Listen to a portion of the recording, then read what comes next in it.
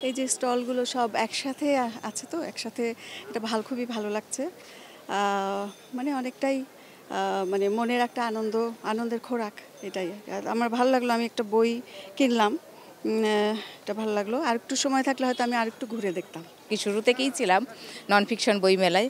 আগামী প্রকাশনী হিসাবে আমরা এখানে উপস্থিত আছি। আর ওভারঅল মোটামুটি ভালোই লাগছে এবং এখানে এসে আমরা এনজয় করছি। আমার খুবই ভালো লাগলো। আমি এখানকার ছাত্র এমআইএস ডিপার্টমেন্টে।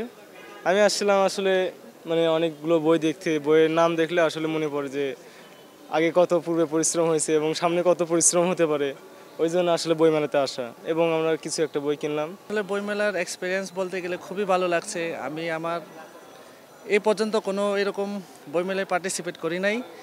এখানে এসে আমি দ্য প্রিন্স নিকোলা মেকিয়াভেলির বইটা কিনলাম।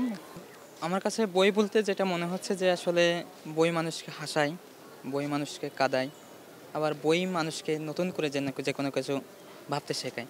তা আসলে বণিক বার্তার যে আয়োজন এই বইমেলা, আসলে আমরা এখানে নতুন নতুন বইয়ের সঙ্গে পরিচয় হচ্ছি এবং নতুন নতুন বই কিনছি। এটা আমাদের কাছে খুবই ভালো লাগে। ভালোভাবে ইতিবাচক আমার কাছে মনে হচ্ছে, কারণ সচরাচর নন ফিকশন বইমেলা দেখা যায় না। হ্যাঁ, ফিকশনের চরাচরি থাকে, পাশাপাশি মানে শিক্ষার্থীরা এই নন ফিকশন পড়ার প্রতি খুব বেশি আগ্রহী থাকে না।